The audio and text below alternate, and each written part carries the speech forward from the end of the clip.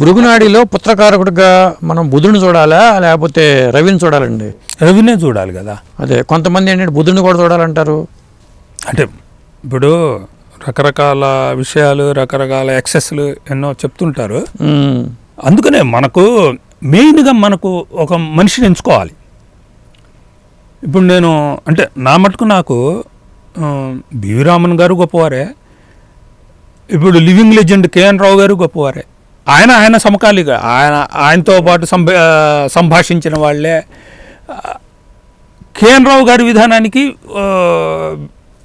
BV Raman గారి విధానానికి తేడా ఉంటుంది, అప్రోచ్లో తేడా ఉంటుంది. ఆయన అప్రోచ్, ఇది ఈయన అప్రోచ్. అదే ఇప్పుడు చెప్పే విషయం అంటే మనం తీసుకోవాలి. వాళ్ళు పెద్దవాళ్ళే, వాళ్ళు చూసినప్పుడు మనం ఏది మనకు కరెక్ట్, మనకు ఏది అన్వయించుకోవచ్చు, మనం ఒకటి స్టిక్ అయిపోవాలి. ఇప్పుడు భృగునందు నాడి ఉంది, మనకు ఎవరున్నారు? ఆర్జీ రావు గారి కంటే గొప్పవాళ్ళు ఎవరున్నారు? అవును. ఫస్ట్ ఆర్జీ రావు గారు చెప్పింది ఏంటి చూసుకొని, ఆయన పుస్తకాలు చూసి, ఆయన చెప్పింది ఏంటి, ఆయన చాట్లు చూసి అది ఫాలో అయితే 100% ఫాలో అయినట్టే. ఇంకా మిగతా విషయాలు ఏమక్కర్లా. ఆయన చెప్పింది 100% మన భృగునందు నాడిలో చూసుకుంటే ఇంకేమీ చూసుకోకల్లా. అట్లా మనకు చూసుకోవటం. నెక్స్ట్ జీవకారకుడి నుంచి చూసుకోవటం. ఇంకా ఇవన్నీ దృష్టిలు కేవలం భృగునందు నాడి దృష్టిలో పెట్టుకోవాలి. అదే 159 కాంబినేషన్, 159, 311, 212 అండ్ 48, 2610 అదొక కాంబినేషన్. ప్లస్ అంటే అర్ధ త్రికోణం, మోక్ష త్రికోణం, అర్ధ త్రికోణం, కామ త్రికోణం, మోక్ష త్రికోణం. మొదటిదేమన్నా ఒక కోణం ఉంది కదా, 159 దాని పేరు. ఇట్లా 4 కోణాలు ఉన్నాయి. 4 కోణాల్లో గ్రహాలు ఏమున్నాయి ఫస్ట్ దీంట్లో 14710 దీంట్లో చెప్తున్నా. ఒక విషయం, ఇవి కోణాలు. ఈ కోణాల్లో భృగునందు నాడి, ఈ కోణాలు మన పరాశరలో కూడా చూస్తాం. 212 పరాశరలో కూడా చూస్తాం. అవును, అన్నిట్లో చూస్తాం. అందుకని ఏది సపరేట్ ఏం కాదు. కాకపోతే ఇదొక లాజిక్తో వెళ్ళాం, ఈ లాజిక్లోనే వెళ్ళాలి. అదే 159, 2610, 3711 అండ్ 4812 ఇవి వెళ్ళినప్పుడు ఇప్పుడు మనకేంటి, 212 these supporting organs, forwarding and back, ఇది చూస్తాం 212లో.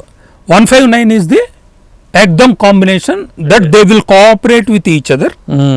ఒకరికొకళ్ళు సహకరించుకుంటాయి. అదే ఒకే దిక్కులో ఉన్నట్టుగా చూస్తారు. ఒకే దిక్కులో ఉండి ఒకరికొకళ్ళు ఆల్మోస్ట్ సహకరించుకుంటాయి. అయితే శత్రుత్వాలు ఉన్నప్పుడు శత్రుత్వాలు ఉంటుంది, కాకపోతే కాంబినేషన్ పర్ఫెక్ట్ గా రన్ అవుతుంది. అది మంచైనా చెడైనా కాంబినేషన్ పర్ఫెక్ట్. ఇక్కడ డిగ్రీలు చూడలేము, డిగ్రీలకు వద్దాం. 159 తర్వాత 2610, this is the forwarding.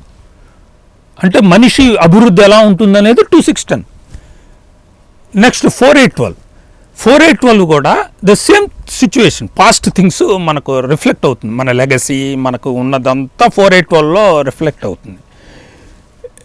So ఇట్లాంటి కాంబినేషన్లన్నీ ఏమున్నాయి, ఎలా జరుగుతున్నాయి అని చూసుకొని ఇప్పుడు డిగ్రీలు కోరు.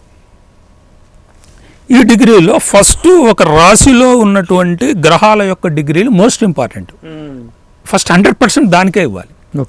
ఫస్ట్ ఒక రాశిలో 2 గ్రహాలు ఉన్నాయంటే, 3 గ్రహాలు ఉన్నాయంటే ఫస్ట్ వాటి మధ్య సంబంధం ఏంటి, ఎవరు ముందు ఎవరు వెనకాల, ఎవరైనా వక్రించి ఉన్నారా, ఎవరైనా మామూలుగా ఉన్నారా, రుజువర్తంలో ఉన్నారా, లేకపోతే వక్రగతిలో ఉన్నారా, ఇవన్నీ మనం రాహుకేతులు ఎక్కడున్నారు ఇవన్నీ. ఆ తర్వాత 159 కాంబినేషన్. ఆ 159లో మనం దీనిలో అడ్జస్ట్ చేసుకుంటాం. అది కూడా అడ్జస్ట్ చేసుకుని కూడా చూడాలి. చూసిన తర్వాత 3711 ఆపోజిట్లో పెట్టాలి. అంతేగా మరి, తూర్పుకి పడమర ఎదురుకుండా ఉంటుంది కాబట్టి 3711 ఆపోజిట్లో పెట్టాలి. ఆవిన తర్వాత మిగతా 2 ఆపోజిట్లో ఉంటారు. అదే ఇప్పుడు జడ్జ్ చేయాలి విషయాన్ని. ఇప్పుడు now we take into account of the progression. అదే అందుకనే దానికి 50% ఇచ్చారు కదా అర్జురావు గారు లాంటి వాళ్ళు 3711లో. వాటికి 50%. అదే అంటే ఒక పర్సంటేజ్ అటాచ్ చేయాలని పర్సంటేజ్ అటాచ్ చేశారు. నార్మల్గా కూడా మనకు వీటికున్న ప్రభావం వాటికి ఉండదు కదా. Opposite definitely they are influential, but not as the thing in the own house. అదే ఒక one single house, not own house, ఒక సింగిల్ హౌస్. అందుకని అట్లా వెళ్ళాలి. వక్రించిన గ్రహాన్ని వెనక రాశితో కనెక్ట్ చేసుకోమని చెప్పారు ఆయన. ఎందుకు అలా చెప్పాల్సి వచ్చింది? దానిలో రకరకాల థీరీలు ఉన్నాయి. అక్కడ వక్రించిన గ్రహాన్ని రకరకాల థీరీలు ఉన్నాయి. ఏంటంటే వక్ర గ్రహం బ్యాక్ వెళ్తుందని. అయితే బ్యాక్ ఎంత దూరం వెళ్తుంది? అదే ఏ డిగ్రీలో ఉంది అసలు ప్రస్తుతం? వక్రించినప్పుడు మొదటి డిగ్రీ ఎక్కడ ఉంది, ఆ తర్వాత ఎన్ని డిగ్రీలు ప్రయాణం చేస్తుంది? ప్రతిదానికి ఒక లెక్క ఉందిగా. శని ఎన్ని డిగ్రీలు వెళ్తాడు, ఎన్ని రాసుల అవతల వెళ్తాడు, అదే శుక్రుడు ఎంత వెళ్తాడు, బుధుడు ఎంత వెళ్తాడు, వీళ్ళందరికీ లెక్కలు ఉన్నాయి. అవును, లెక్కలు ఉన్నప్పుడు ఏ డిగ్రీలు ఎంత దూరంలో వక్రం స్టార్ట్ అయింది అంత దూరం వెళ్ళొచ్చు అనేది ఒక లెక్క. జనరల్గా మనకు లాజికల్గా అనిపించేది లెక్క. అవును. దీనికి వాళ్ళు ఏం చెప్పారంటే, సపోజ్ 10 డిగ్రీల వక్రత్వంలో జననం అయింది, 10 డిగ్రీలు వదిలిపెట్టేసి మిగతా 30లో ఉన్న 20 డిగ్రీలు పాత రాశిలో వేసుకోమన్నారు.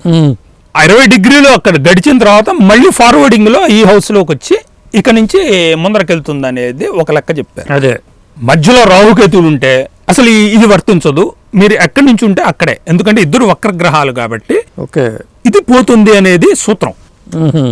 ఇద్దరు వక్రగ్రహాలే, 2 వక్రగ్రహాల మధ్య అసలు ఇది ప్రసక్తే రాదు, ఇంకా అంతటితో వక్రం పరిసమాప్తం అన్నట్టు అదొక థియరీ ఉంది. ఓకే, సో ఇదొక థియరీ, అదొక థియరీ. మళ్ళీ గురుడికి ఒక థియరీ, శనికో థియరీ. ఏంటది? గురువు శని దగ్గర ఏంటంటే శని వెనక్కి వెళ్ళి ముందరకు వస్తాడు, గురువు అక్కడి నుంచే రావచ్చు అని. అదే ఓకే, అక్కడి నుంచే రావచ్చు అని ఒక థియరీ. ఇన్ని థియరీల మధ్య నడుస్తుంటుంది.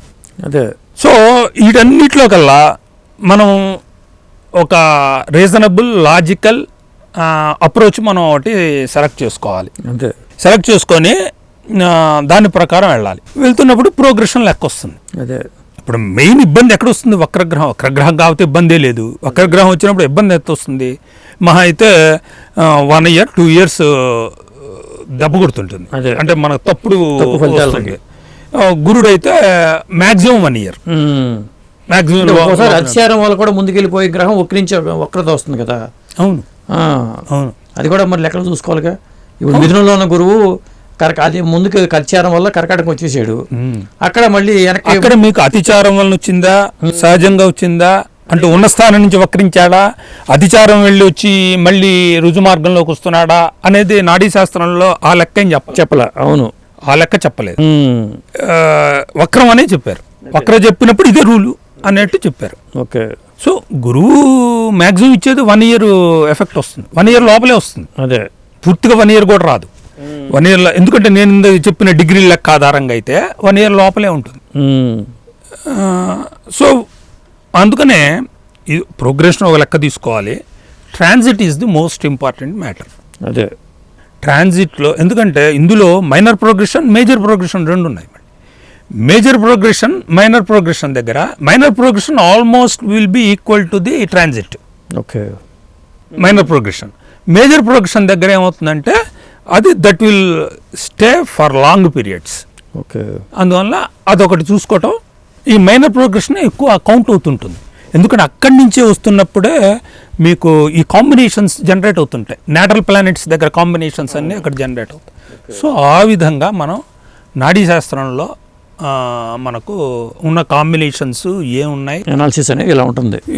దాని ప్రకారం మనకు రిజల్ట్ ఎలా ఉండొచ్చు అనేది నాడీ శాస్త్రంలో మనకు ఫస్ట్ ఇంప్రెషను అవును అది రావాలి.